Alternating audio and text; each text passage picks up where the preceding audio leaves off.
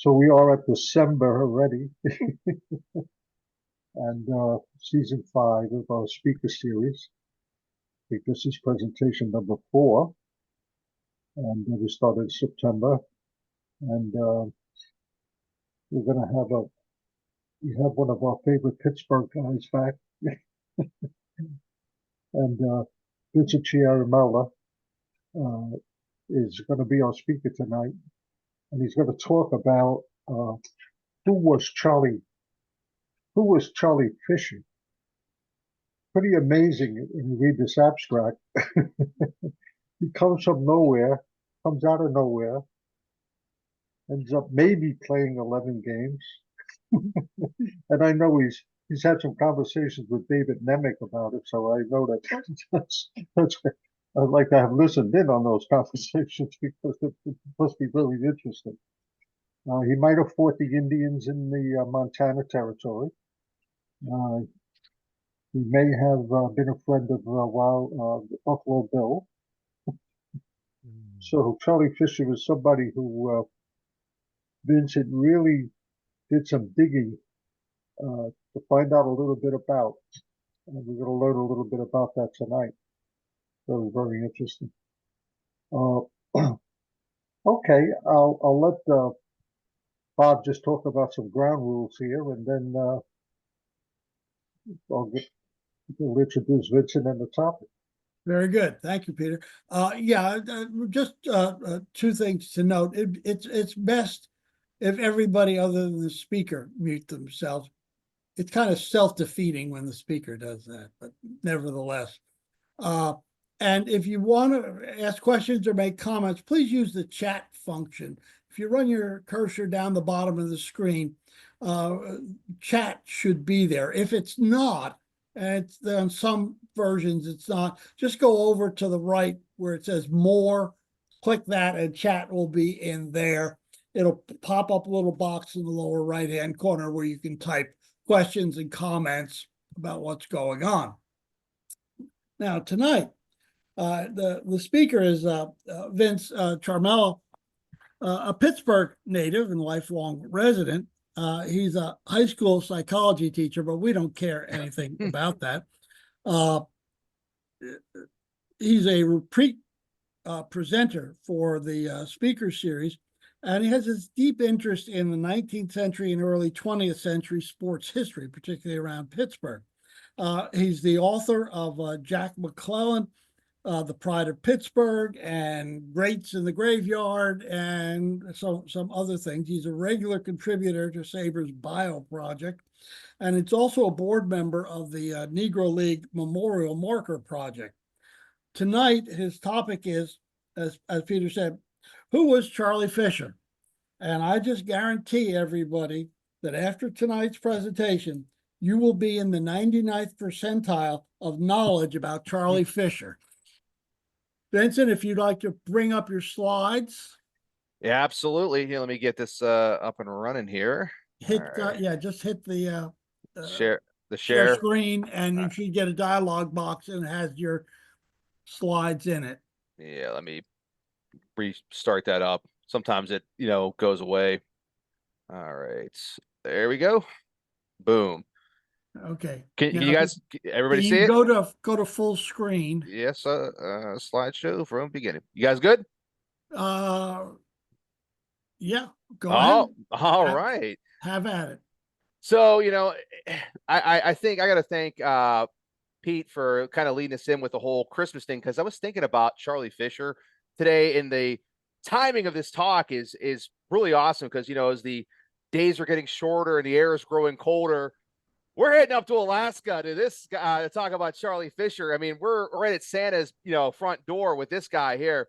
So my interest with Charlie Fisher springs from a topic, conversation with Dr. Fred Worth, who I will bring in here in a second to talk a little bit about his work. But after Fred talked to me about this guy, I was like, man, I got to know more about him. And it sparked about a 3 or 4 night, just dig through all the newspapers, and then, making phone calls, reaching out to the folks in Eagle, Alaska, and eventually putting this together. And you know, a lot of times when I write, I get a pretty satisfied, like, yeah, I know who they are.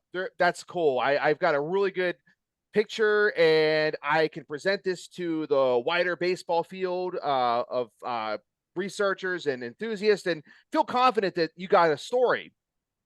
After I was done with Charlie Fisher, I'm like, I don't know if I got it right. I think I got it right. He's a mystery. Even this photo here, what's kind of blurry. The first time I saw it was on Baseball Ref, and I thought, okay, great. Where did this come from? You know, because when I searched the newspapers, I couldn't find it. And then I emailed Baseball Ref and they said, oh, yeah, we got it off of Find a Grave. So I contacted Find a Grave, the person who uploaded it. They never got back to me. And I'm like, okay, well, is this even him? Or did somebody just put a picture up, you know? So, because when I was researching Bobby Cargo, this is another 19th century baseball player, the photo used for him for forever. When I was researching, I'm like, well, that's not him. That's his brother Chick. You know, Bobby is this guy. And SABR changed it over, and Baseball Ref, I feel like a big victory changed it over too. So one of the things I've been kind of trying to do now is when I write is trying to vet the photo, like to see where it came from. And, you know, it leads down some strange fun paths. So here we go, folks. Who was Charlie Fisher? The life and times of the only Major League Baseball player buried in Alaska. So being a teacher, I got to be nerdy and put my objectives on the screen here.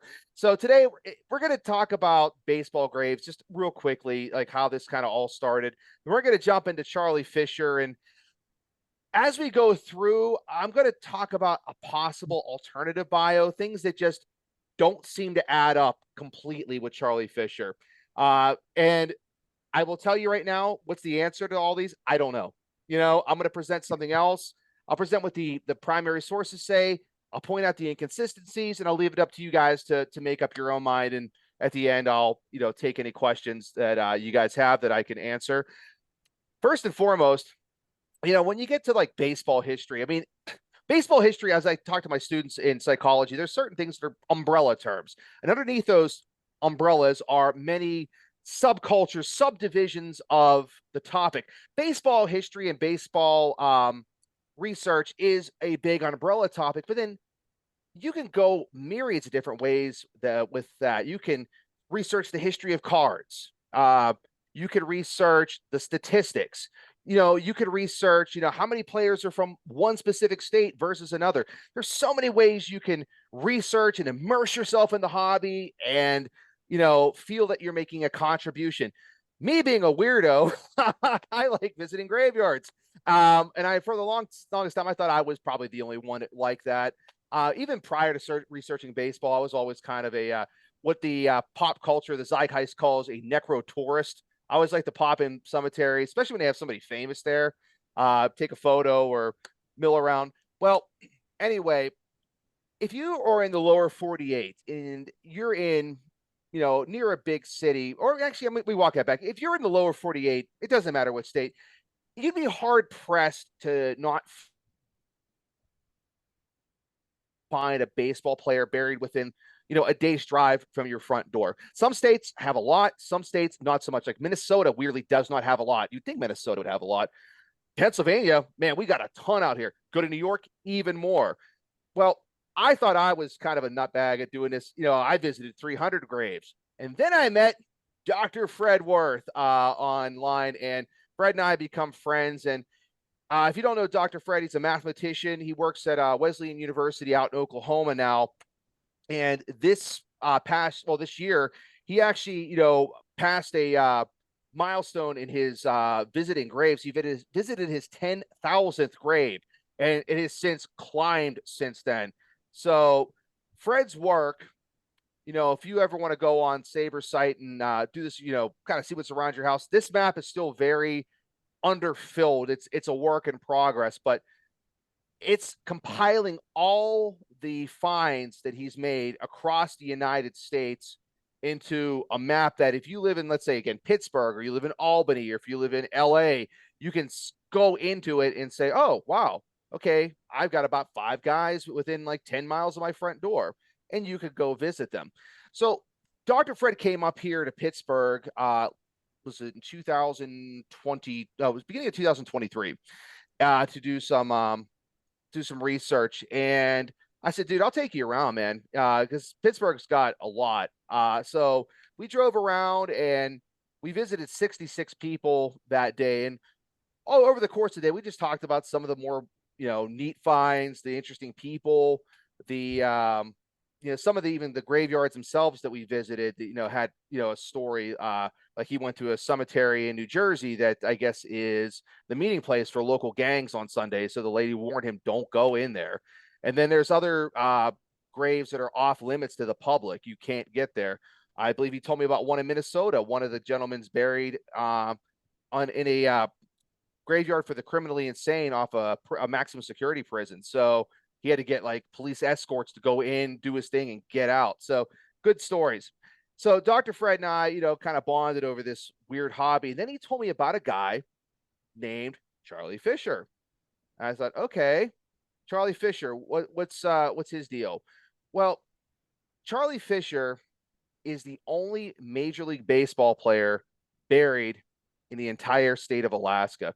To kind of give you an idea how crazy that is, my son and I wrote a book called Greats in the Graveyard. We wrote over the pandemic, and you can see it right there on the screen right there. We documented every Major League, Negro League, umpire, front office manager, radio announcer, TV announcer, anybody to do with Major League Baseball buried within Allegheny County. That's where Pittsburgh is, by the way, if your geography is a little deficient.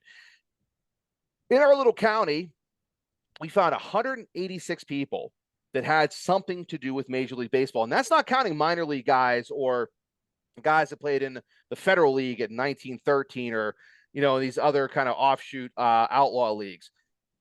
We have 186 guys, now maybe 187, and possibly now 188. I'm researching a guy now that may or may not be buried here, but the number's climbing. So to give you an idea, that's Allegheny County right there. It's southwestern corner of PA.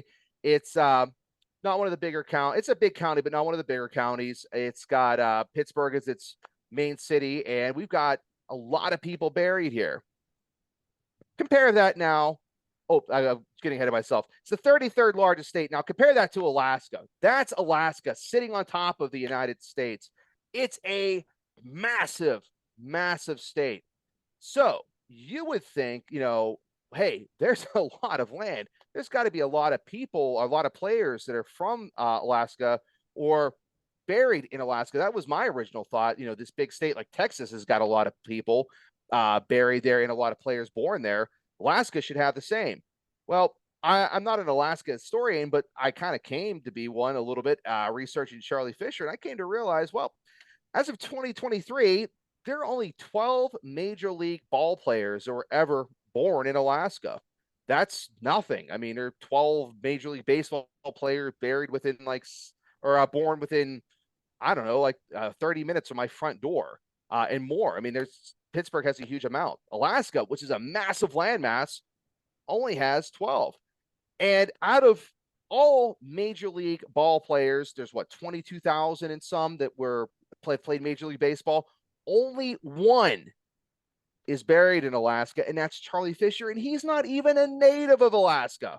So anyway, going back to Dr. Fred, after he told me this story, I'm like, I gotta know this guy's story. Like, how did this guy end up in the middle of nowhere, Alaska, basically dead in the middle of nowhere, who played at the, in the 1880s in Kansas? I'm like, okay. Or Kansas City.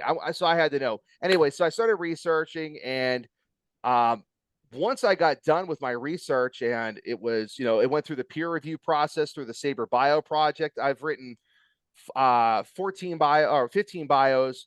The number 16 is in the pipeline right now. It's in the second phase of it. They're very rigorous with their fact checking and their editing and everything. And I told a few people that worked on it, I'm like, look, I'm not even sure if this is 100% correct. This is what the documents say, but there seems to be just something off about this whole story. And I can't really say for sure what the real story is. So let's talk about Charlie Fisher, the man born in Boxford, Massachusetts. Who was he? Well, as I said, he was born in Boxford, Massachusetts on March 10th, 1852. here's where the story starts. Even at his birth, the story starts to get hard to trace. His surname was Fish, not Fisher.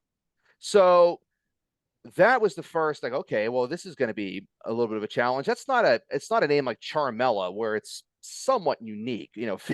Fish is pretty common, and Fisher even more so. And when I started researching him, I noticed there was an oscillation. Sometimes he was known as Fish, or his family was known as Fish.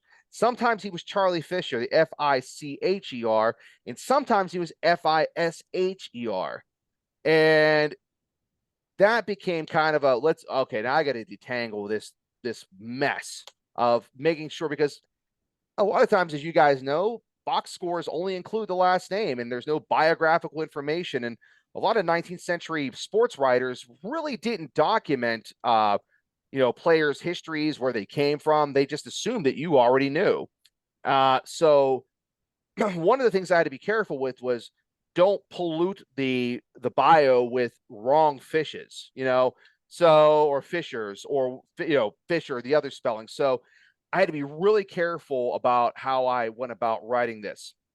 And in my research over the years, a lot of players will anglicize their last name. Case in point, there's a guy named Andy Bruckmiller from Pittsburgh who beat Moonlight Graham out by 3 weeks. He was 3 weeks prior to Moonlight Graham. He played for the Detroit Tigers in 1905. He pitched 5. He was in the bottom of the 8th. He had 5 pitches, and Bill Armour yanked him out of the game, and that was the end of his career. So I wanted to write about him. Because I thought, that's kind of cool. He's like the Moonlight of McKeesport, PA. But what I found researching him is that he changed Bruckmiller, which is German, to Bruckmiller. And another thing that kind of happened with him is there was another, weirdly, Andy Bruckmiller, no relation, from Virginia, and his record started being I found in a lot of sources were mixed together. So that's one of the challenges of working with 19th century players. Is record keeping was shoddy in the 19th century. It wasn't altogether all bad, but you got to take it with a grain of salt and do your due diligence, check, recheck, and make sure that, you got everything straight. Because again, like with Andy Bruckmiller, he played in 1905. It's not quite the 19th century, but, just right after. And there was so much to untangle because the sports writers were lazy and didn't fact check, or, they were only using what they had available at the time. So the first part about Charlie Fisher was, okay, what's his name? Well, he played under Charlie Fisher in Major League Baseball, and the Fisher seemed to be the most common of his spellings. His father's name was Augustus J. Fisher. He was born in Massachusetts sometime between 1823 and 1824. And this also was another challenge because his dad's name sorry, it's not on that slide. I wasn't sure if I included it. His dad's name is Augustus, but on one document, it says his name was Naum, Naum, Naum Augustus J. Fisher. So I'm not sure if somebody was trying to write name Augustus J. Fisher, or Naum was maybe it's an ethnic name and he dropped it. I don't know. I only saw it in the one document. So then again, that throws a monkey wrench into the works. His mother was an Irish immigrant, and her name too. If you read my SABR bio, there's like 2 or 3 different spellings for her name. The family lived in Boxford, Massachusetts, but by the 1870 census, the family had relocated to Danvers. And at this point, Charles Fisher disappears from Massachusetts for right now. He's not in his father's census. He's not in the census under his father's roof, but he's not in any other census either in Massachusetts. So the next big question is, well, where did he go? So when I was researching that, I thought, okay, well, he lived with his father up until this point, and then he disappears. He's like D.B. Cooper, jumped out of the plane and vanishes into thin air. And it wasn't until I discovered his obituary in the Nome Nugget from May 22nd, 1917, that the details of his life started to kind of be filled in. But I don't know. Here's the thing. So according to his obituary, he served out west under General George Crooks, most likely at Fort Fetterman. So Fort Fetterman's in the Wyoming territory. And if that's to be believed, then he was most likely involved in the Battle of Rosebud Creek. That's fine. That's completely plausible. A lot of baseball players started their life out in the military. That's not the issue. The issue is I can't find any documentation for that at all. Now, when it comes to the records for this campaign, oh, by the way, this is Fort Fetterman right here. This is from a wood cutting. I just liked it. It kind of fits tonight's Arctic topic. Yeah, the cold, freezing plains and the harshness of it. Let me put that on pause. Another thing in the obituary was that he was a scout and he was a companion of Buffalo Bill. Buffalo Bill was a civilian scout during the Indian Wars. Now, this is where the problem starts to kind of come into focus. So the first issue is I can't find him at all in all the records of the Indian Wars. There's a Charlie O. Fisher that fought with Crooks during the Battle of Rosebud Creek. But Charlie O. Fisher died at West Point in 1898. So he's obviously not the same person. So when I was researching, I went through, and the rosters are online. You can look through it. I've never found them. Our Charlie Fisher. And then I thought, okay, well, maybe the documentation just isn't available. Maybe he did fight. It's just not there, but I don't know. It's a big question mark. The other thing was I researched Buffalo Bill after I found this, and I looked through a lot of books on Buffalo Bill, and I looked at a lot of resources. There's no mention of a Charlie Fisher with Buffalo Bill. So strike two.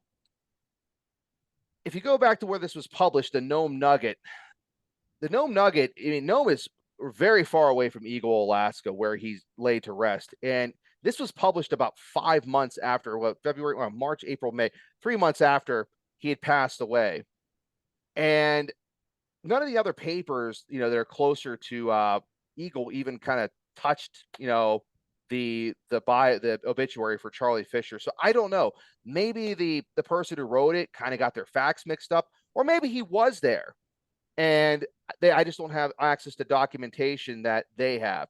So that kind of puts a big kind of question mark. Did he ever really fight in the Indian Wars?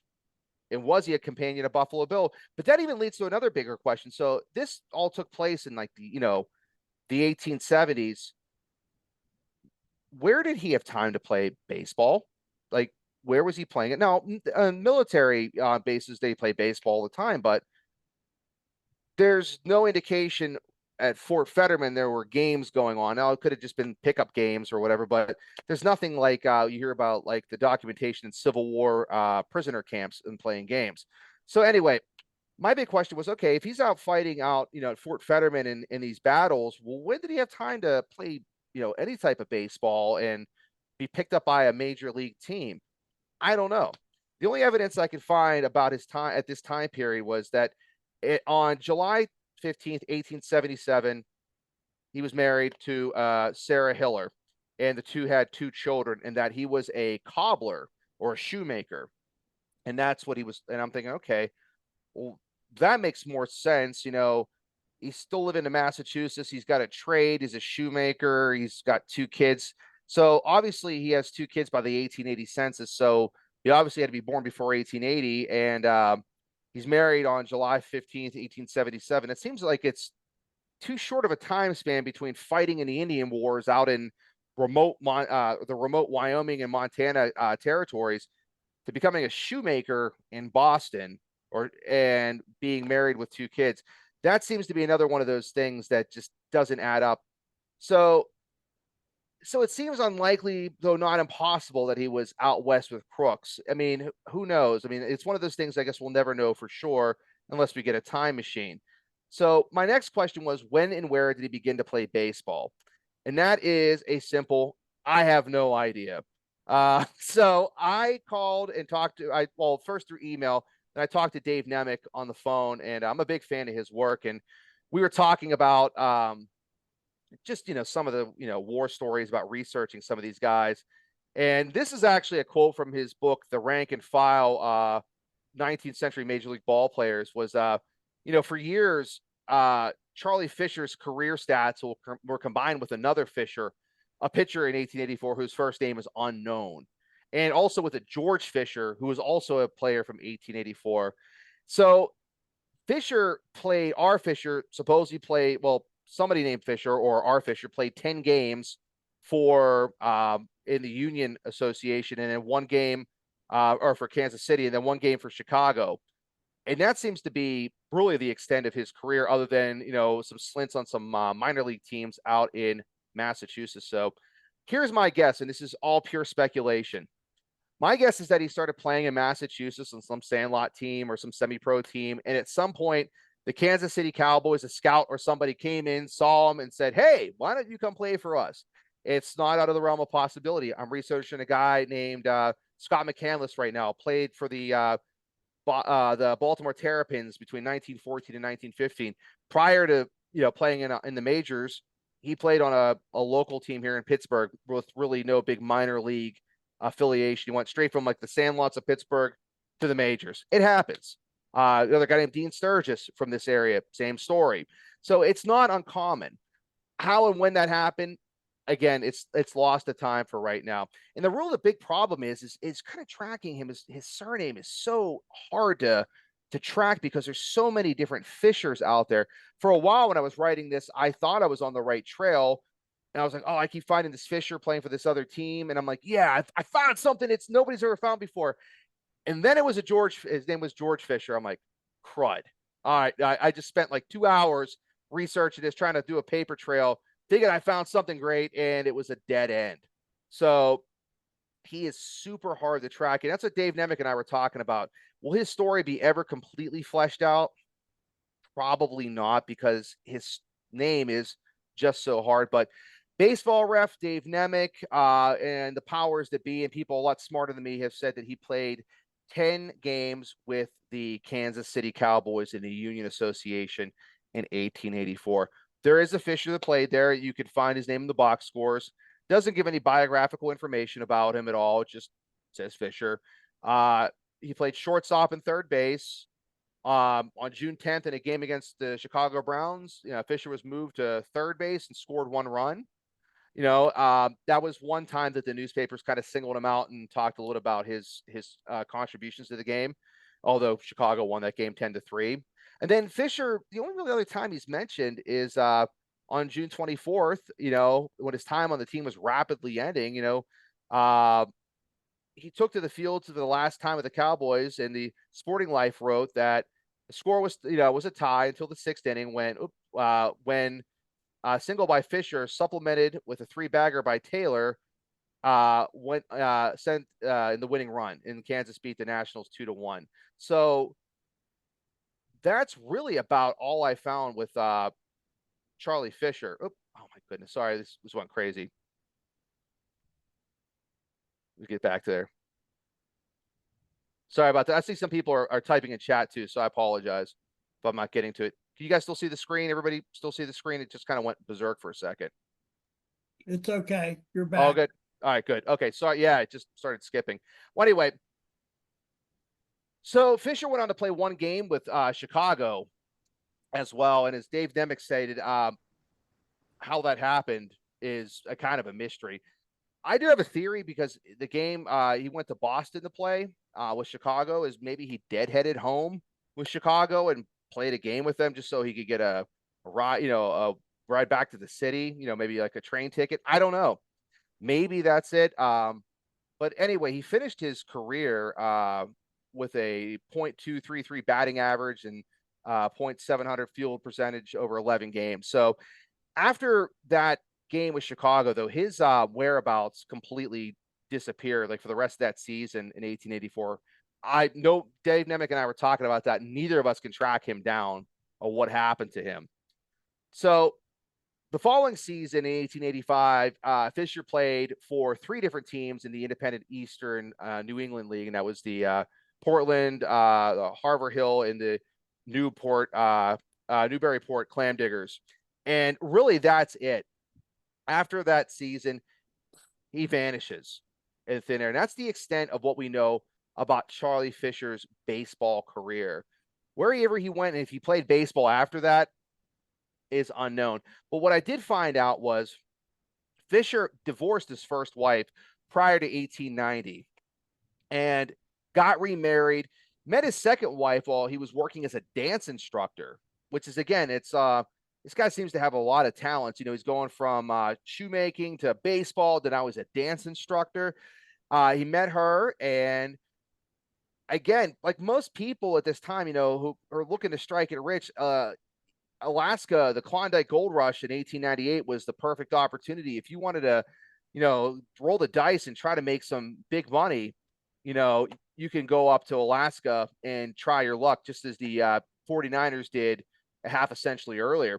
So Charlie Fisher, you know, leaves the lower 48. His family is now living in New Hampshire. He has 3 daughters and a wife. He leaves them at home at first and then heads north to Eagle, Alaska. So his file from the Baseball Hall of Fame contains some documentation, and I love to be that we can actually research, you know, and reach out to the Hall of Fame and they can send us stuff.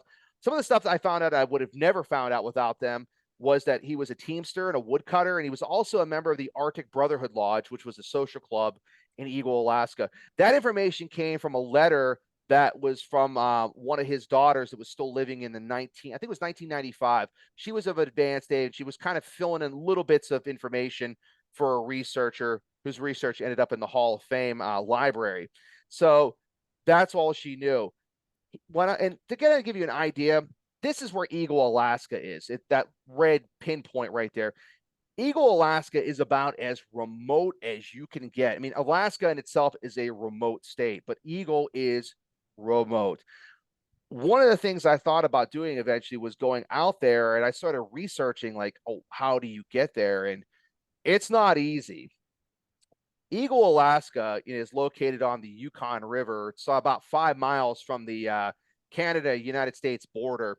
Has about, I've read 2 different stats, between 85 and 88 folks that live in that town. So it's not a big town by any means. And a lot of times it's cut off by snow because it's so far to the north. When I read that file from the Hall of Fame, I had to know, like, a little bit more. And I noticed that there was another letter sent to sent in by a lady named Teresa Dean, who was the head of the Eagle Historical Society. And the picture that you saw at the beginning of this of Charlie Fisher was in the file. So, and it came from the Eagle Historical Society. I thought, okay, great. Now we've got a chain of custody. I know that this is Charlie Fisher. She said that it came off a glass negative, and he was one of the original pioneers of the town. So I thought, well, I wonder if there's anything else out there for Charlie Fisher. And I looked up the Eagle Historical Society, and when I did, I found that they are no longer around. And I thought, oh, crud. All right, well, it is 2024, and the letter is from 1995, so people move on. But they did have a library. I thought, okay, well, I'll call the library. Sometimes, historical societies will donate stuff to libraries, once they go under. And called, and Teresa answered the phone. She was really nice and, like, very helpful, and just very surprised that somebody was calling to do research into Charlie Fisher. And she said, oh, yeah, a guy named Dr. Fred Worth called me about finding a picture of his grave. And I thought, small world. I'm running into Dr. Fred in the wilds of Alaska, talking to the same person. But she said that there were 3 glass plates that had stuff to do with Charlie Fisher, and I wanted to share those with you. I know Bob said he's seen these, a couple decades ago, but these were all new to me. And Bob, I hope you enjoy seeing these again. But this is the photo of Charlie Fisher as you see it at the beginning. If you go on Baseball Ref or SABR, this is his photo, obviously zoomed in. I am assuming that's his house behind, and he's wearing what looks like to be a buffalo coat. So Alaska is no joke when it comes to extreme weather, so I'm pretty sure you had to wear stuff like that. In my bio, I talk about this photo. He's got glasses and a mustache, and I'm not really sure when this photo was taken. There's no date on it, but obviously was taken after he had set up permanent residence in Eagle. This is another photo of, he's on the left with the big mustache in his potato field, right here. So obviously this is the warmer months, they're growing their winter food. So that's Charlie Fisher right there. And the last photo I want to share with you guys is his 3 daughters. Those are his 3 daughters right there. Now, the family only lived together in Eagle, Alaska from 1906 to 1909. It's not an easy place to live by any means. You got to be ready. This is roughing it to the extreme. His wife, actually, the climate did not agree with her. And in fact, she got very ill and had to return to New Hampshire because she probably would have died living in that such a remote area. So she took her 3 daughters and went home to New Hampshire. And for the next few years, which I find amazing, because again, this is so far out, like, this isn't like traveling from, like, I don't know, Cleveland to Pittsburgh or like Philadelphia to New York. This guy's traveling from Goff Falls, New Hampshire to Eagle, Alaska and back. He seems to oscillate back and forth, going, back and forth to the town and back. He was a gold miner. That I did find that in his death certificate and in his daughter's obituary as well, or death certificate as well. Lists her father's occupation is a miner. So when I talked to Teresa, I had a big question was, well, okay, well, his family lived in New Hampshire. Why is he buried in Eagle? Was it like a, place in his heart that he really wanted to be, and this is where he loved? She said, no, he came back in 1917, essentially to wrap up everything. And he was kind of shutting down operations in Eagle and was going to head back to New Hampshire for good. But he had a sudden heart attack while in Eagle and died. And they didn't have any legal paperwork that, to kind of telling them, the proper legal documents of or a will saying what he wanted done with his final remains. So they just buried him in the town. It was called the Fort Egbert Cemetery. Now it's called the Eagle Cemetery. And there it is right there. They didn't put any dates on his stone because they really weren't sure if somebody's going to come back and reclaim the body or what. But, we're now 100 and what is 17, almost 110 years out from Charles Fisher's death. And he's still right there, no dates on his marker. And to this day, he's the only Major League Baseball player buried within the state of Alaska. So I would love to go see him one day. It's, maybe a retirement gift to myself. Once I'm done teaching, maybe I'll go out there and see him. Who knows? But that's kind of my little wrap up of Charlie Fisher. I just want to say, though, again, I stand by what I researched because that's all the information I have. But the whole military, exactly how he got into baseball, I don't know. I think it's going to be one of those things that, we're always going to have to, be content with just asking the question, who was Charlie Fisher? And that's kind of the wrap up. And I hope you enjoy my talk tonight, folks. Vince, thank you very much. That's interesting what you've dug up on this fellow. Just give you an idea of distance here. Eagle, Alaska is in the district of what is the equivalent of county. It's a borough.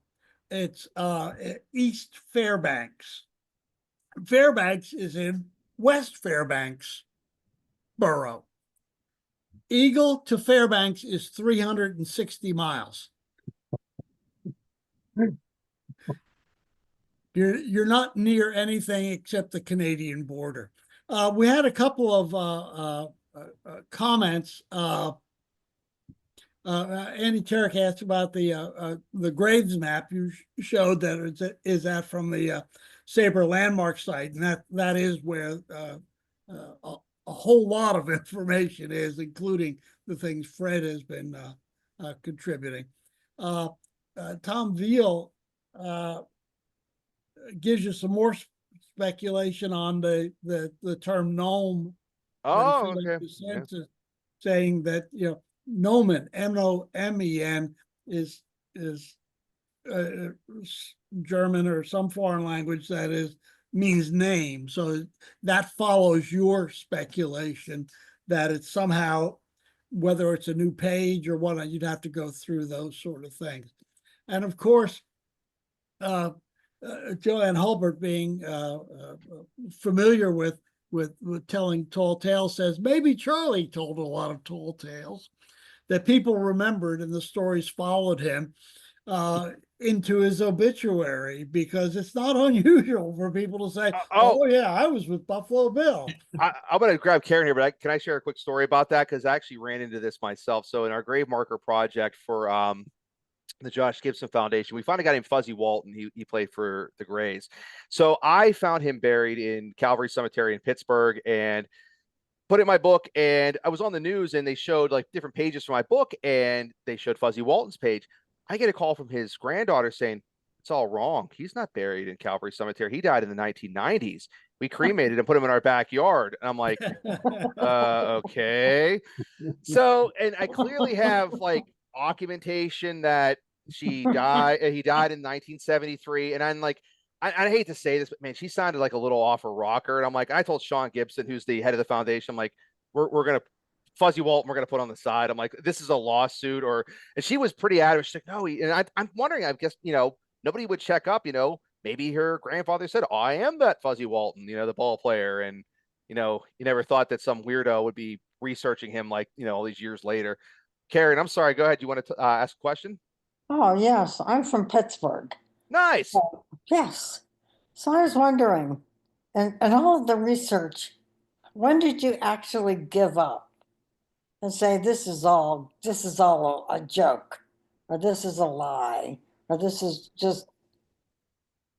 With Charlie Fisher, like how all those tall Yeah, tales. because it seems like everything that you have, some of it's really good, and then all of a sudden it's like, well, it's not really all of it, but how much of it is really true that you came across? Well, this is everything I found was in through newspapers.com or through Sporting Life or some other primary source. So I just pulled from there. My SABR bios are very, I would say clinical. That's not maybe the right word, but they're very straightforward without speculation. Sure. I try to leave the editorializing out of it. And so as I was writing this, I'm like, just that something seems off here, so I wrote it as is, and I figured, people who read it and contacted me, I would give my little 2 cents, as I don't know. Again, the tall tale thing sounds great because I mean, there are people that tell tall tales all the time and they kind of bleed into family history. My family, I always heard that we were related to Cherokee Indians on one side, and that's not the case at all, but we always heard that story and people, the older generation believed it. And when I did the research, I'm like, no, they all came from England, unless there was Cherokee Indians living in England, yeah. So, but it happens. What part of Pittsburgh are you from? Oh, I came from Greene County. Oh, Then okay. I moved to Pittsburgh. I And know I've Green County. been all over. I taught at the University of Pittsburgh. Awesome. At Robert Morris. I've taught everywhere.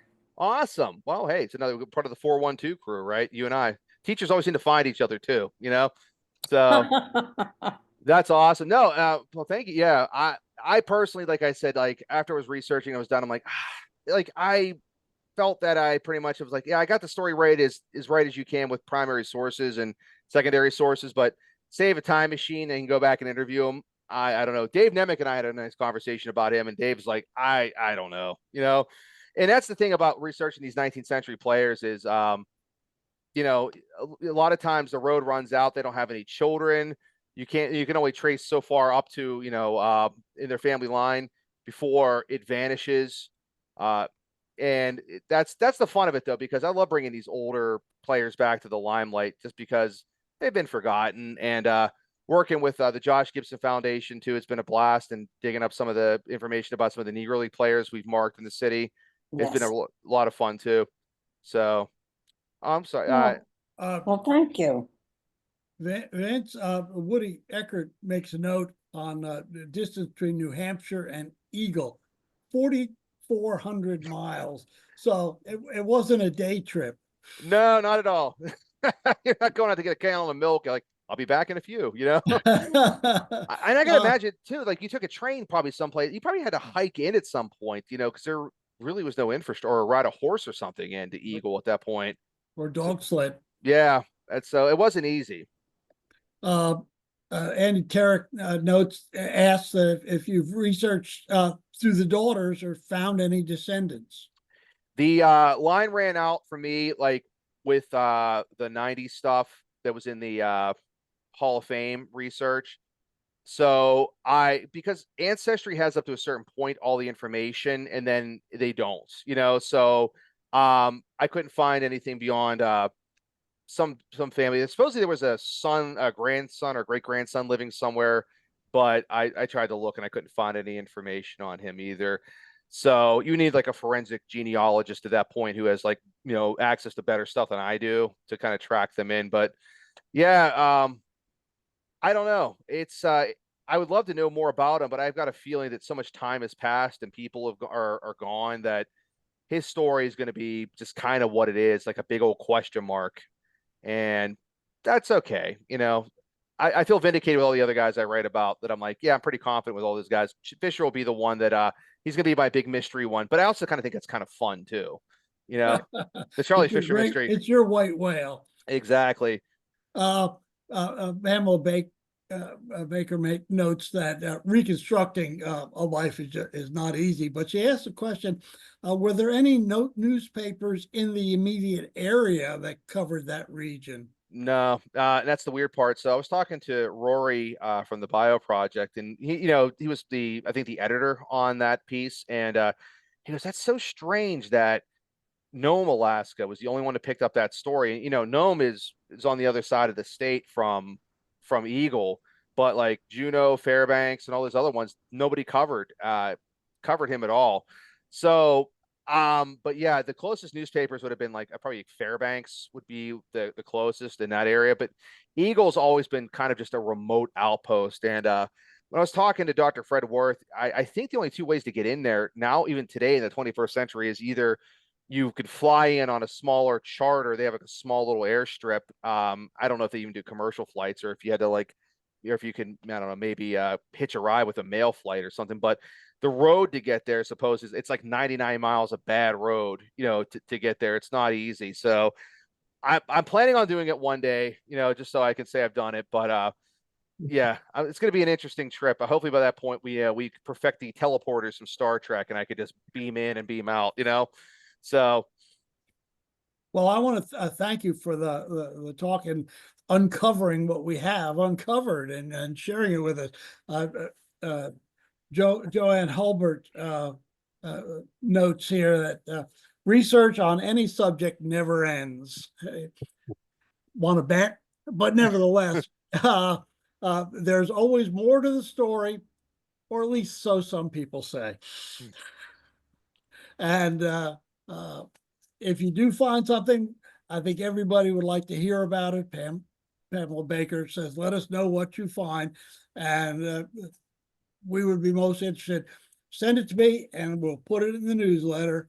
sounds good. I'll be glad to distribute it. But thank you very much. It's a lot of work to find what you can find. And it's amazing. We haven't found that one clue yet that will unlock it.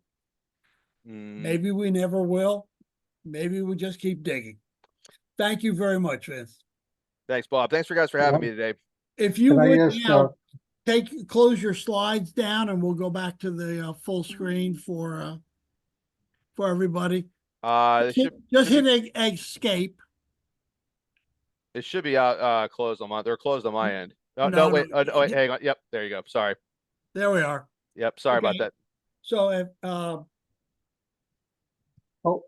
and just go to gallery in the view box in the upper right hand corner, and you'll get everybody. Go ahead, Vincent, Peter. okay? Yes. Vincent, that was a very interesting presentation. I want to give you two names. They're both SABR members. Okay. They're Canadians. So one name is Steve Renne, Rennie, Steve Renne, Okay. and he'll be presenting at the Fred. I'm going to give away a little bit of the program now. He's going to be presenting at the Fred about the Gold Rush baseball in the Yukon. And as we can see on your map, how close Eagle is to the Yukon territory, there might be something to learn there. And the other individual is also Canadian. He's also presenting at the Fred. And although he's a very different topic, but he is a consummate expert on the Union Association, particularly on players that are hard to find. And this seems to fit the model. His name is Justin McKinney. So between Justin and Steve, there may be so they may be able to give you a couple of tips on you know what they may have somehow, maybe some crossover. Anyway, it's a I great appreciate that. presentation. Great presentation.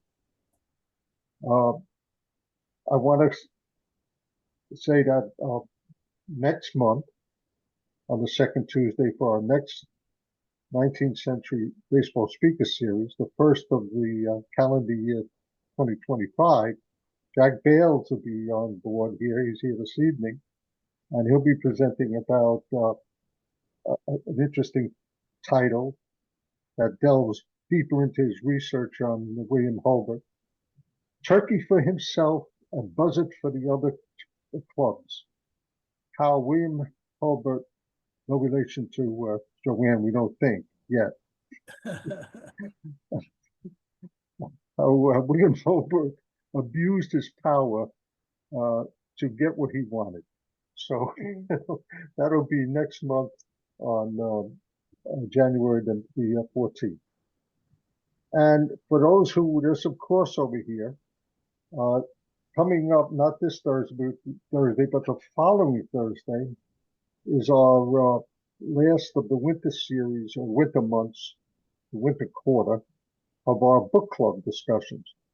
And that's been a very fascinating journey because Matt Albertson actually took on the task of 4 books about 1880s baseball, outside Gilded Age baseball. And this is the 4th one, the last of the 4. And it's about the finances of the 1880s. It's a very fascinating read. All right, so I want you to all be on the alert for an email coming from SABR around January 1st. It has all of the Fred information for the Fred conference. Very, very competitive this year, to say the least. I know I sent Dixie an email to be ready in case. And we'll see you then in another month on January the 14th for our next speaker series. Bob, thanks for introducing this project. Of course, it's really been quite successful. And to everybody, have a Merry Christmas and a Happy Hanukkah. Yes. Happy holidays. Take care. Good night, everyone. Bye. Hey, Bob and Pete, thanks again for having me. And if down the road, if you ever want me to do another one, just let me know. I'll be glad to jump in again. We'll be sending out our call for abstracts in February. All right. Hey, happy holidays. Happy New Year. See ya. Okay. Bye, Jill. See ya.